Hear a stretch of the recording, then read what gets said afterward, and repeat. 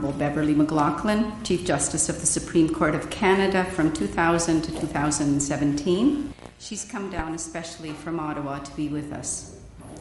Justice McLachlin currently works as an arbitrator and mediator in Canada and internationally. Like the Ontario Historical Society, she works in service of the public, of all races and religions. Originally from Alberta, Justice McLachlin's judicial career began in 1981 when she was appointed to the Supreme Court of British Columbia. She was appointed Chief Justice of the Supreme Court of BC in 1988 before being appointed to the Supreme Court of Canada less than a year later. Throughout her judicial career, Justice McLachlin has been involved with countless areas of the Canadian legal system, both common law and civil law, and both private and public law, in English and French. She's participated in over 2,000 Supreme Court of Canada judgments, of which she herself wrote 442. Not only is she an author of numerous legal articles and publications, but she's also written a mystery novel called Full Disclosure, which was published in 2018. 1 year ago, in June, for her tenure as the first female and longest-serving Canadian Chief Justice, Justice McLachlin was appointed to the Order of Canada as a recipient of its highest accolade, Companion of the Order of Canada. So please join me in welcoming the Right Honourable Beverley McLachlin.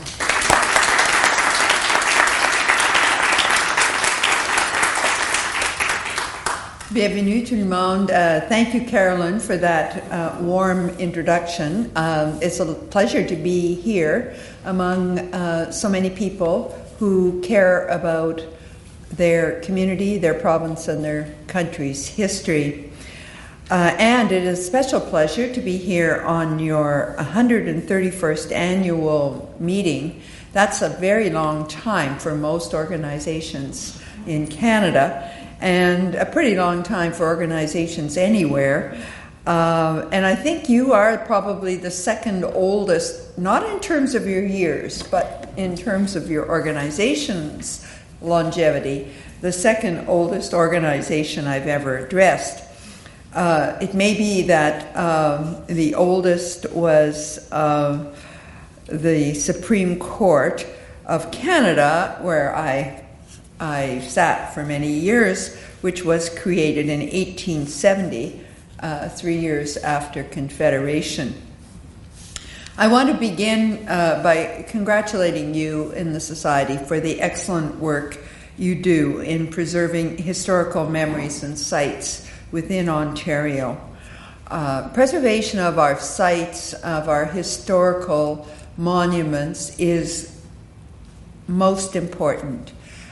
But so is preservation of our stories, and the stories of those who came before. And so I read with interest your bulletin, and the last one, and it was full of interesting materials. My favorite was a review of Patrick Broad's book and it's entitled, I have to get the book, maybe you can tell me how a prohibition preacher got away with murder. Which appears from the review to be a very, very interesting story about exemplifying something that I observed sometimes happens in the justice world, which is that you can do a terrible thing, but if you're associated with a cause that people think is righteous or good, you may get away literally with murder or something else like it. So these stories tell us something about ourselves, and they go back a long way. I was also very interested and a little depressed to read about a piece by Rob Leverty, who was talking about the fact that since the financial collapse of 2008, there's been an unprecedented divestment of priceless heritage resources into the not-for-profit sector. as governments and developers seem to be ignoring more and more the value of our cultural heritage. And like I think probably Mr. Leverty, if I can divine his opinion, I am of the school that believes that while we must go forward, we need to do it historically and with respect for our historic past, and to preserve what has gone and been built before. And these are things that provoke public debate right now in Ottawa. There's been considerable debate about a certain addition to the city's iconic hotel, the Chateau Laurier, and there are those who are very disappointed that the addition will be a modern addition, but rather than a reproduction of Victorian curlicues and arches. But there is something, in my opinion, to be said for respectful modern architecture that combines both our current time and what has gone before. All that I found in your bulletin, and it provoked me to a lot of thought, so I know that you are doing good work.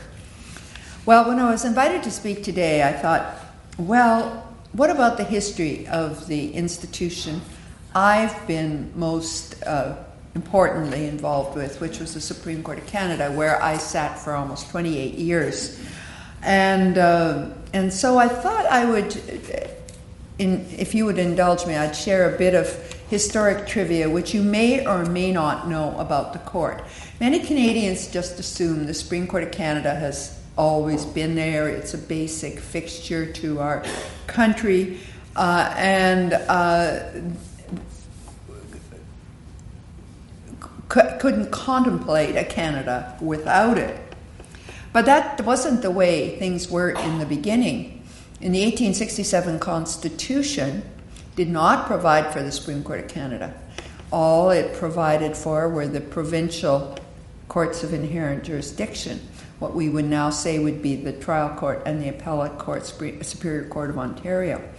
And you have to think about Canada coming together, 4 colonies, very much seeing themselves as individual colonies, and they had their own court systems, and that was all that was needed, because first of all, they were bound and saw themselves duty-bound to apply the British law, and if they went too far astray, you could always appeal to London, to the Judicial Committee of the Privy Council.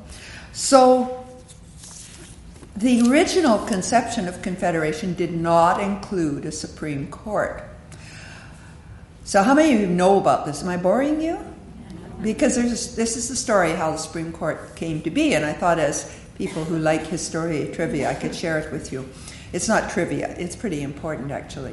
Anyway, so John A. Macdonald had a vision for the country that went well beyond railroads, and he was the Prime Minister, and he said, this is a defect in our Constitution. Unlike the United States Constitution, we don't have a provision for a Supreme Court. So we need to remedy it.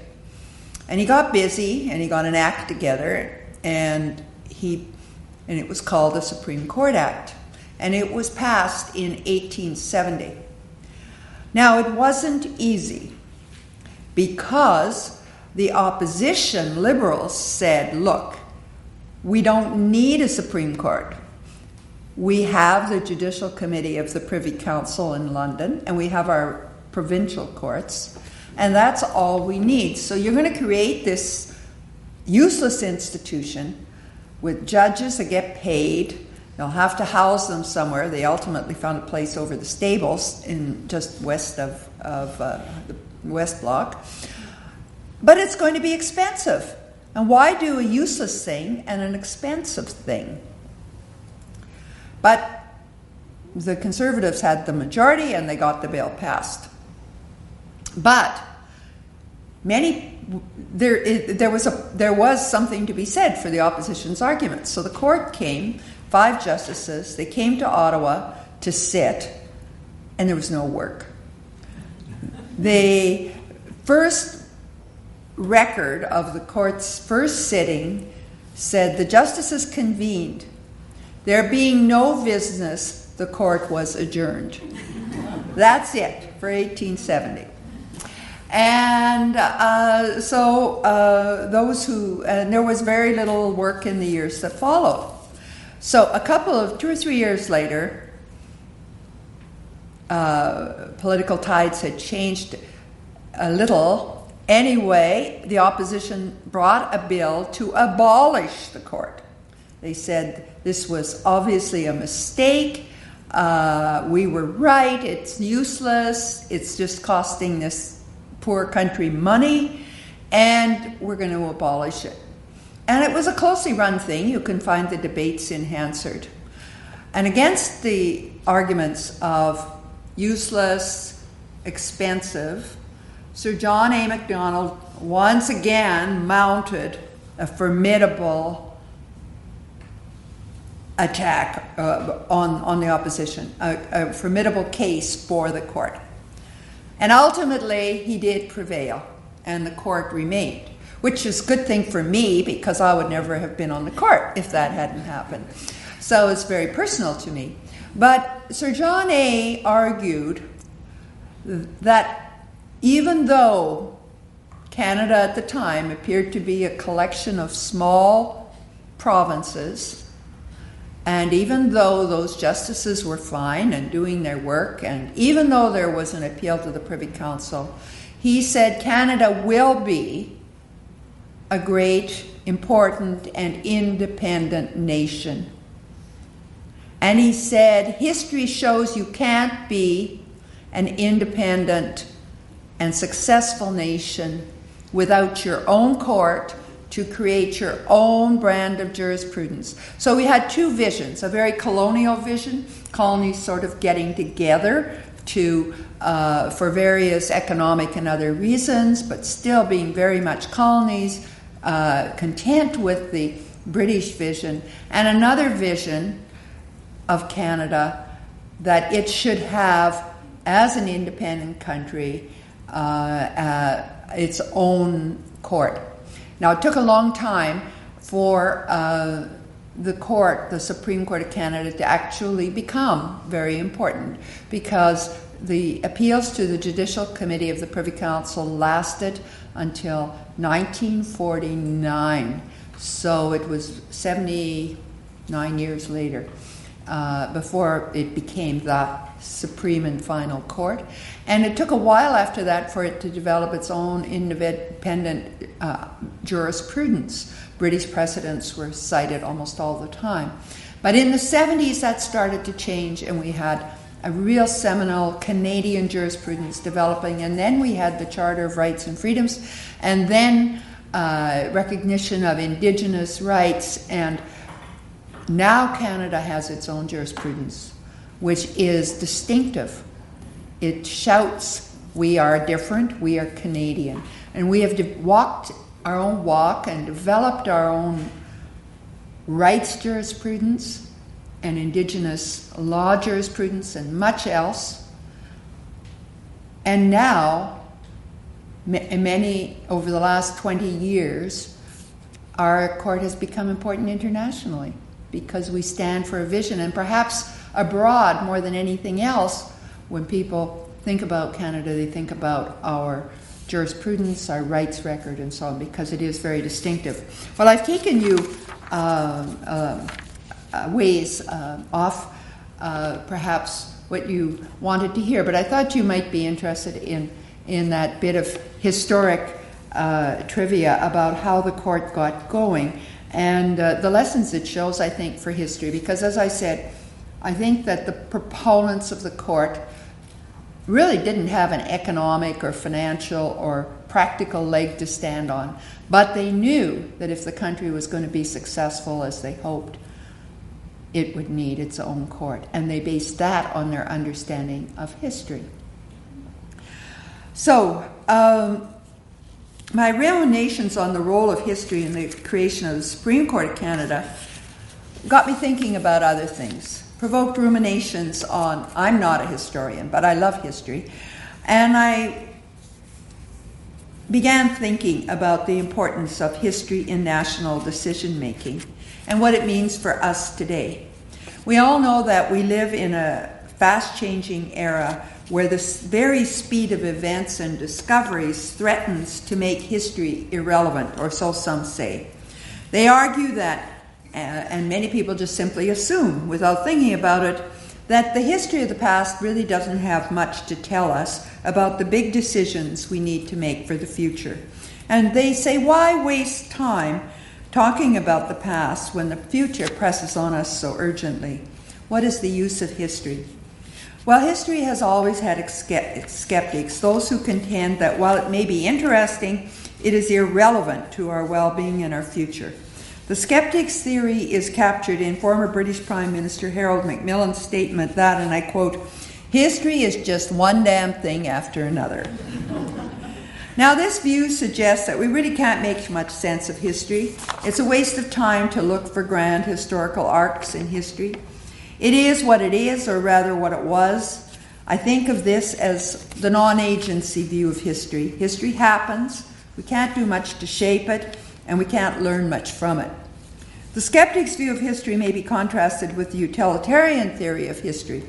This view is captured by a statement attributed to Sir Winston Churchill, and among others, that, and I quote, "Those who do not know history are compelled to repeat it." End of quote. I call this the agency theory of history. It asserts we need to know our history so we can make intelligent decisions about the future. History is a progression, onward and upward, and if we heed its lessons, we will move onward and upward. If we don't, we will be condemned to a never-ending circle of misery. Of course, there's a problem with utilitarian theory of history that you would all be familiar with. Even people who know history keep making the same or similar mistakes. And we see this now where, for example, having resisted in many parts of the world isolationism, racism, tribalism, people are moving back into those things and back toward the mistakes of the past. And furthermore, the world keeps changing, so it's hard to take lessons from one era and just use them as a manual for how you should improve things in the future. We all learned that World War I was caused by a complex interrelationship of European alliances and treaties that kind of clicked into place in machine-like fashion and produced a war of world dimension. But what good is that today when people ignore treaties, break treaties, don't take them very seriously? What are we going to learn from World War I, the critic might say. To me, it seems that while neither of these two views is conclusive, each has some truth in it. History is just one damn thing after another, and circumstances change, and we can't predict or fully control the future. But at the same time, history can offer lessons for those who care to heed them about how to approach contemporary problems and what to avoid. At the very least, it tells us there are some paths that should not be taken, like the path of war or racial discrimination. People can and will argue over whose view of history is better, Macmillan's or Churchill's. But I suspect there is one proposition about history on which everyone would agree, and that is this: history is our identity. It helps us understand who we are as individuals, communities, and nations. We may be the product of one damn thing after another, but understanding who we are as a result of those damn things helps us decide how best to move forward. Just think of it from a personal perspective. Our individual histories, who we are, is what makes us what we are. Who our parents were, where they lived, what kind of place we grew up in, the buildings we inhabited, and the stories we were told. All this and much more determine who we are as individuals. These things fuse in a narrative that becomes our individual identity. I recently experienced this truth in the course of writing my memoir, which will be released in September. I had always resolved never to attempt an autobiography or memoir. I had a predecessor on the Supreme Court who had been asked to do his autobiography. He said, well, let me think about it, and I want to think about it over the weekend. And he came back on Monday and he said, the answer is no, living it once was enough. Well, I had always been of that philosophy, and I thought I wouldn't write anything about myself. But in the end, my publisher persuaded me that the stories might be important to people and something good might come of it, and so I did agree to do it. And you know what followed surprised me. I found that living it twice was a unique process, and I helped understand better who I was. Going over those experiences from childhood, adolescence, university, the people I'd come in contact with, how I'd reacted to different situations, helped me understand who I was as a person.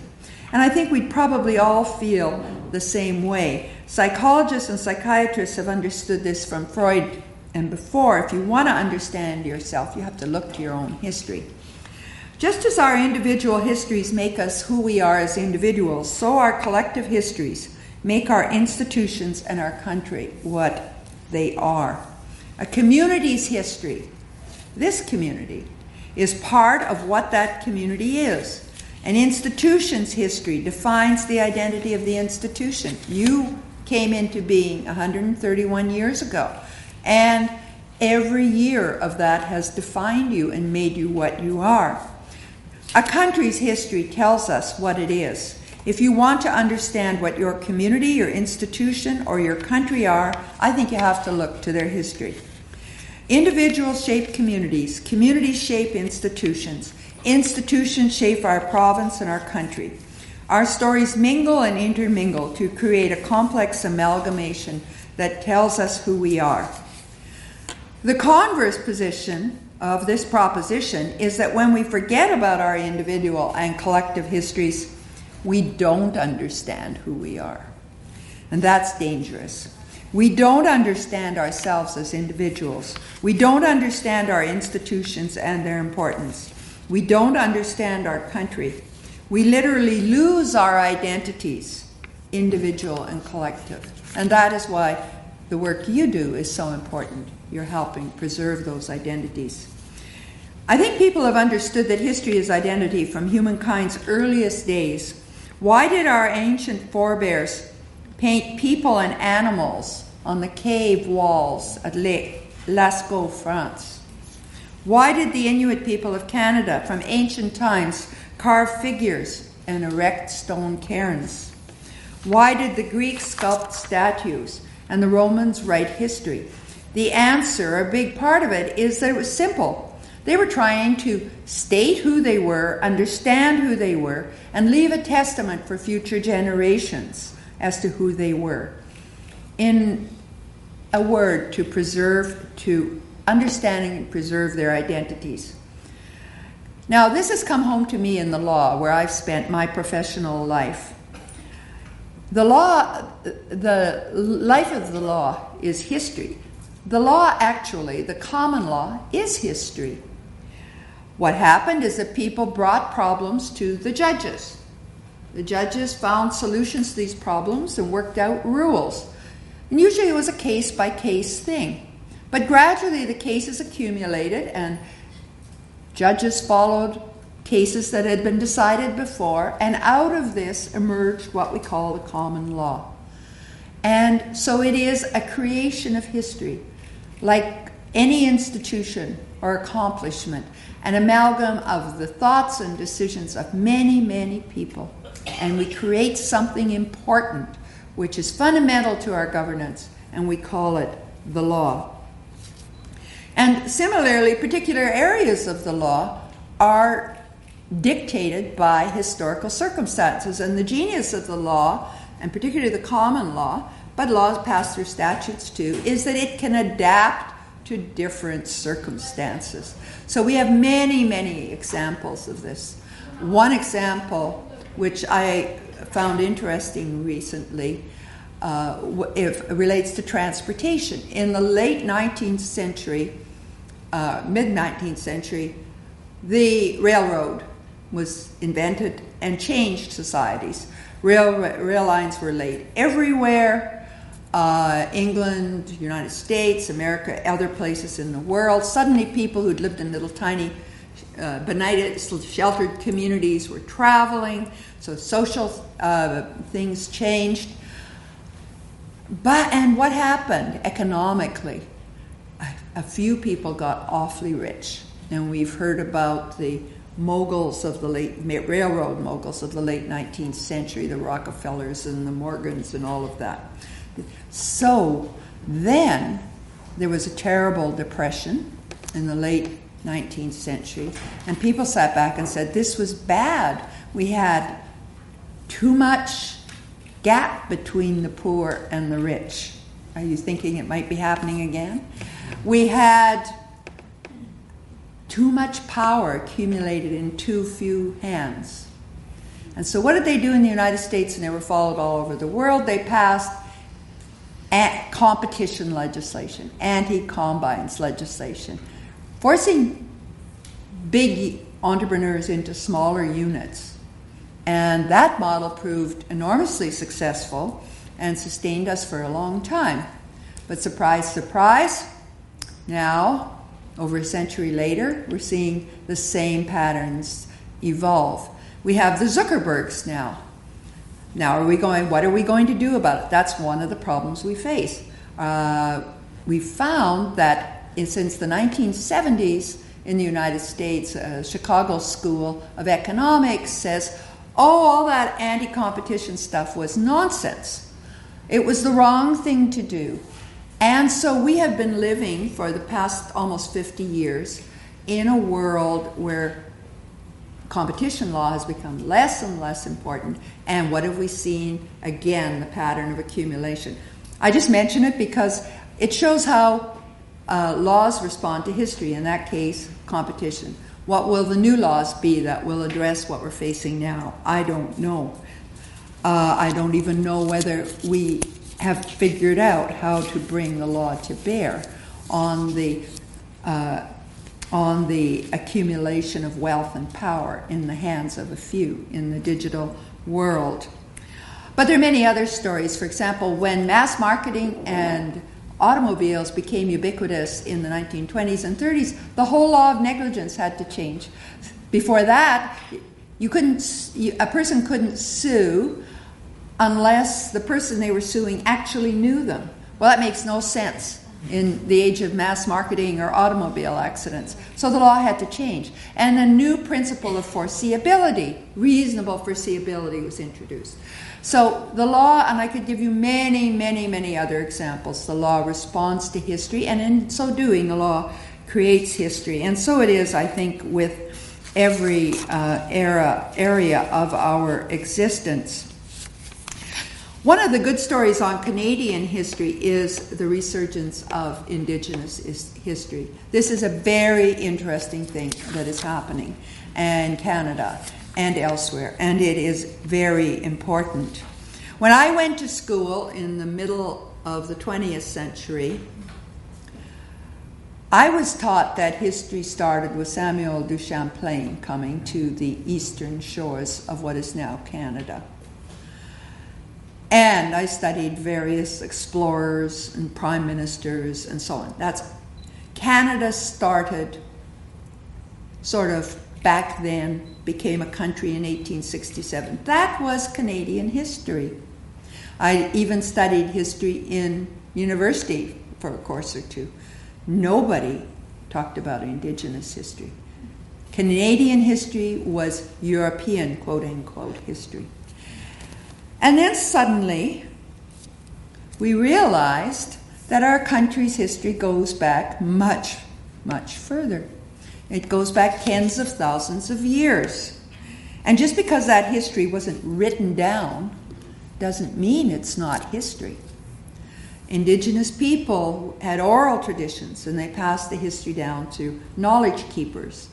And as a person who sat in court and looked at this evidence, it is pretty precise. They can tell you where their people were living 300 years before, how they lived, what valleys they occupied. And all of this is coming out as we have to deal with land claims and traditional resource claims and cultural claims. And now at our universities, almost every university has prominent Indigenous scholars. Indigenous history is being studied and taught. Indigenous law is being studied and taught. I think this is a very, very exciting thing. There was a case in the Supreme Court of Canada in 1996, Delgamuukw, where the issue was, is oral history as told by a knowledge keeper admissible as evidence in court? And the trial judge from British Columbia, a wonderful man, but he said no. You have to have written down to know that it's really history. So you can imagine if that decision had stood, it would have been impossible for Indigenous people to talk about their history in court. Impossible for them to raise their claims. And the Supreme Court of Canada reversed that decision, and we said oral history is admissible. Of course, it has to be, it must be established that what is going to be told has a high degree of accuracy. And you do that by setting out the way the knowledge was passed from one generation to another, usually through a man or a woman, usually a man, but in some cases it was a woman, who was from youth taught that their job was to take on all the knowledge before, all the stories before, and with the help of totem poles and things to put them in linear chronology and chronology of generations and lives. So you have a complete history there, but it's not written down. So when you can show that then that evidence is presented, and it is routinely presented in court now. So respect for history requires that we keep an open mind, that we don't say history is just what I learned at school or what I find between the covers of a book. History is people telling their stories in a reliable way. And I think we can be very proud in Canada that we have done that. And in so doing, we have opened up, returning to my theme of history as identity, we have opened up a new identity for ourselves as Canadians. Not just sort of Europeanized people, descendants of Europeans who came here, but as Canadians who have shared this land since time immemorial and who have lived off it in different ways. And when we acknowledge that that's all part of our history, then the project of reconciliation becomes pretty easy, because we're not putting priorities on this group or that group. We're saying, that's our country's story. We're all here. As the concluding words in that decision I told you about, Delgamuukw say, let's face it, we are all here to stay. So, where does that bring us? I think history as identity is important for two reasons. First, it tells us who we are, and then doing that, it helps us make good decisions, because we can't make a good decision unless we know who we are. We can't marry the right person unless we have some idea of who we are. Similarly, how can we make good decisions for the future of our community or our country if we don't understand what drives us? What are our values? What's important to us? What do we reject? What do we accept? So I do believe that history can help us make better decisions, precisely because it tells us who we are. And over and above that, I think there is a tremendous value in just understanding who we are, because it provides meaning for our lives, for our institutions, for the big things we do and the small. That in itself is important. Now, as I mentioned, I think today we need history more than ever before, because we live in a time of exponential change. The digital revolution has fundamentally changed the way human beings learn, communicate, and think. Radical changes in climate and the Earth's ecosystem are changing where and how we live and producing great stressors on our interactions nationally and internationally. The values and institutions we've built up and relied on in the 70 years since World War II, like human rights, democracy, and so on, seem to be challenged, in some cases weakening and unraveling. Democracy and human rights are under siege in many parts of the world. So we need history. We need to understand where we've been and what was good about that so we can perpetuate it into the future.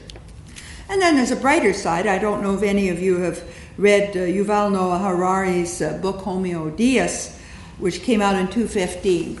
But he points out that the accomplishments of the 20th century, science, etc., have given us the means to conquer the unsolvable problems that have preoccupied human beings since the earliest times. The problem of getting enough food or famine, the problem of plague, huge plagues that would decimate populations, and the problems of war. So he says if we want it, a very bright future is there for the taking. But we need a sense of who we are and where we're coming from to decide, given all these radical options that are open to us, which ones should we take? We face new and complex choices, whether the subject is digital technology, artificial intelligence, mass migration, climate change, or what's the best form of government, democracy or something else. We will not arrive at the answers unless we understand where we have been and who we are. If history is our identity, it is also our future. I conclude with the story with which I began, the decision to create the Supreme Court of Canada and retain it in the face of fierce opposition. Judged by the immediate concerns at the time, those parliamentarians who were against the court had some powerful arguments. They were in solid ground in arguing that the country didn't really need a national court, a Supreme Court, when it had the Judicial Council, that there was too little work, it was going to cost a lot of money. But Sir John A. Macdonald countered with a vision of a unified independent country, and relying on history argued that a unified independent country required its own Supreme Court. Sir John knew his history and understood that a Canadian vision of the law would help create a unique Canadian identity. Not just one damn thing after the other. Not just a useful tool to avoid repeating the mistakes of the past. History as the new country's identity. So I applaud you who care about our history for working to preserve the memories of the past, and through this for helping us understand who we are as individuals, as Canadians, and as citizens of the world. Thank you so much for listening.